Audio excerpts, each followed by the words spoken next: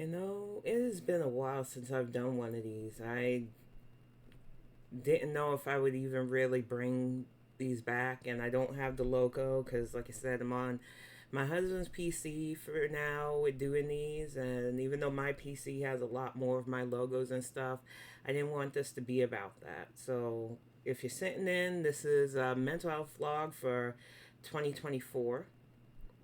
I just want to get some things off my chest. Nothing about the YouTube stuff. I started the mental health vlog a few years back because I wanted to be more open about stuff. I wanted to be as honest as I could be, to give a face to those who handle this and live with this, but don't always feel like they can be seen or heard. Mental health comes with a lot of stigmas, and people don't want to understand that. Some of you think that you understand because you've read stuff in a textbook or you've dealt with somebody, but unless you live this life, you really can't understand it. One of the things that I've had people launch at me is, you don't seem like you have what you have, which is schizoaffective disorder and antisocial personality disorder, which has the traits.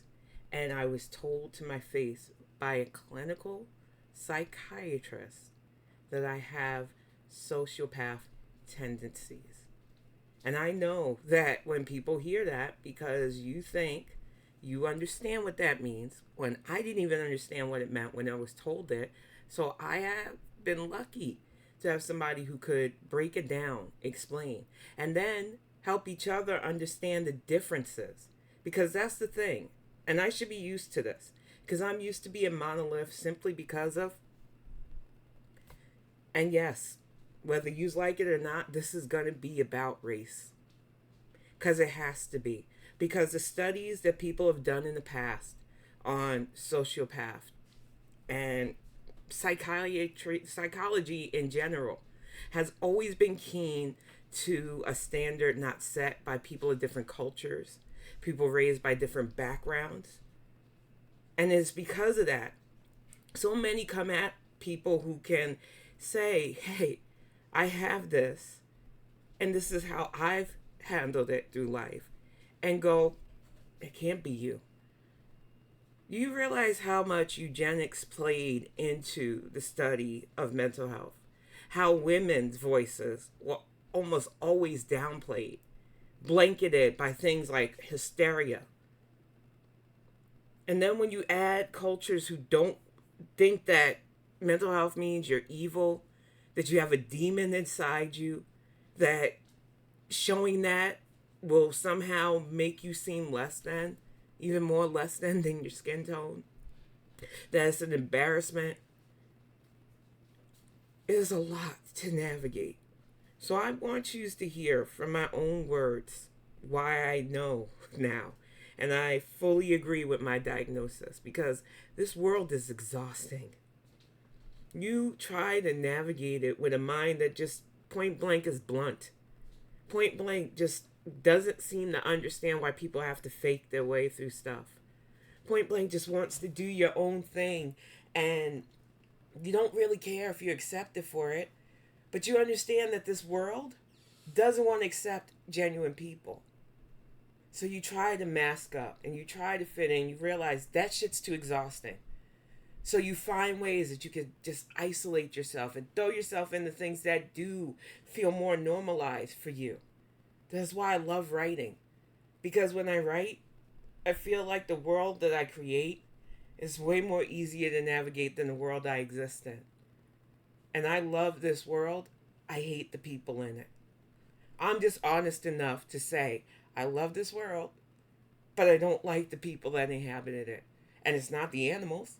Animals are innocent creatures. They are genuine. I can understand animals' needs better than people's, because people will smile in your face all the while just waiting to find a reason to twist things on you. People will act one way and then act another around other places. People will never allow others around them that have differences in what they think or their opinions And if you dare do that, you're wishy washy. You're a fence sitter when they don't even understand what fence sitting means. So, yes, navigating this world, navigating people has always been exhausting. And I used to say, thank God for the internet. Because even though the internet is full of mass people too, you don't really have to know anybody on a deep or personal level unless you want to. And that was the magic of being online, and still is somewhat, but not all the time. The fact of the matter is, I do not enjoy social interaction. I've never really did, but I used to force it. When you have a big family, you don't get a say in whether or not you want to deal with gatherings or go to social events. But as I got older, I was grateful to be able to get into a place where I could say no, where I can artfully dodge without hurting somebody's feelings when they give an invite to something, or when they want to just show up unexpectedly. I can pretend that I was busy and I didn't hear them. Because that was life when I was more in a city. And now, living out where I live, I don't get those anymore. And it makes me happy.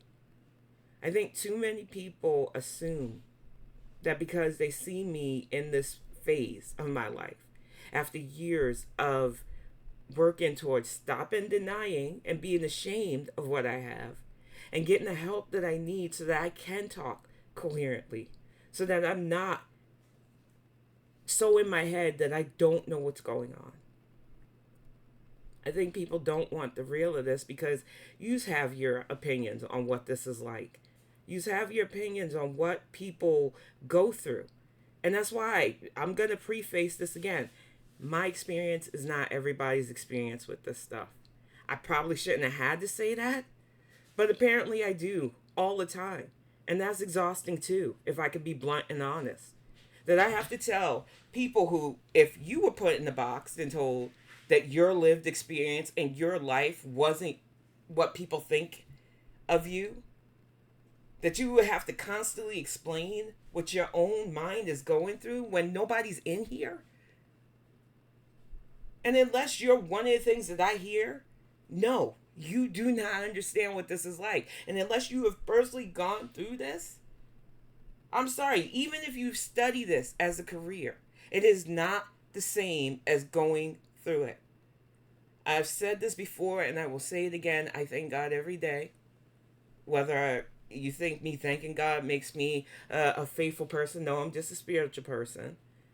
I thank God every day that I didn't have this platform at my worst times. Because there were years that went by that I did not want this. I did not want to admit to it. I was afraid of it, and I was in denial. I did not want that stigma of what I had, because the only influences I had of it was people shaming people, people ostracizing people, people making you feel like if you say it, we can't be around you because you'll embarrass us. And when you live with something like that looming over you, and you get told by people that didn't look like you at the time you got your first diagnosis that you have this, and then you got people in your community still publishing articles saying they can't diagnose us with this. It is a confusing world to live in. And so many people only see the negative aspects of mental health. You only want to see people constantly breaking down, constantly in a bad way. You are joy stealers.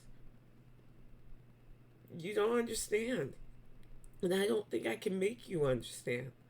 Because the only thing you gravitate to is when somebody's suffering, instead of somebody being honest when they're happy.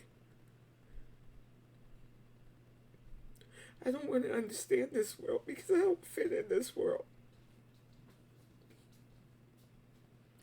I don't want to be a part of groups because I know, as I sit back and observe the way people behave.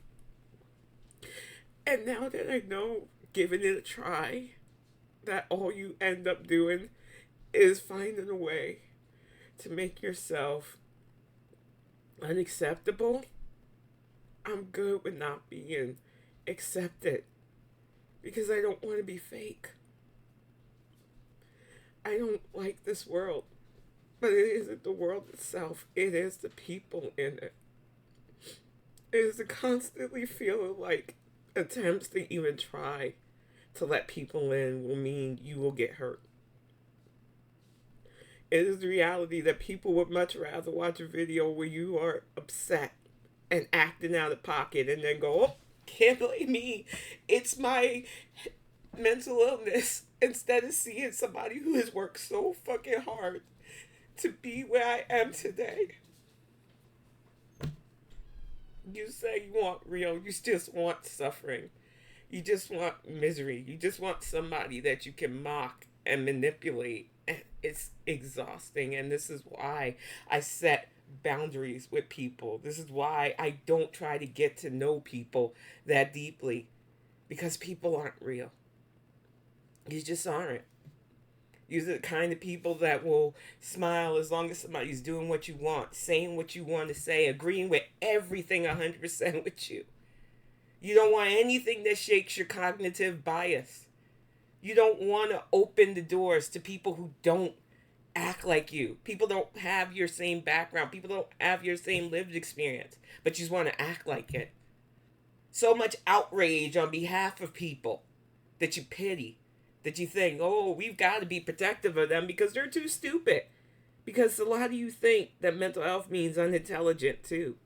That's what I say about a monolith. That's what I say about people who don't understand what this is like. And that is why I cannot keep letting this shit get to me.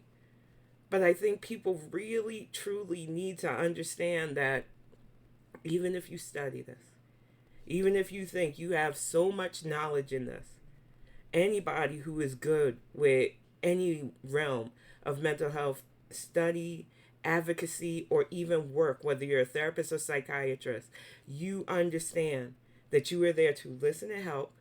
You are there to understand perspectives, and you have got to weigh a person's how they grew up, where they've come from, how they process things. Because like I said earlier, so many set the standards based on people that don't look like me, didn't get raised the way I got raised. That is why I was so happy to talk about this. Because you don't think I've had to sit quietly as I've watched people just blanket term the word sociopath, interchange it with psychopath tendencies, which I used to do. You don't think I chafe when people assume the way I've interacted online? Because I can shut it off. I can get all my fill of talking to people, and then I turn the machine off, and I can just relax in my own mind, in my own world. But some of you really think you understand what this is like. And even talking about it, you've got to give so many caveats that I'm not trying to give medical information. I'm just trying to share my experience. I'm not trying to tell everybody that has what I have will even go through this, because I understand not everybody has access to mental health help. Not everybody has a support system. Not everybody wants to admit they have something wrong, which was me 20 years ago. And I can tell you, the dark thoughts don't go away.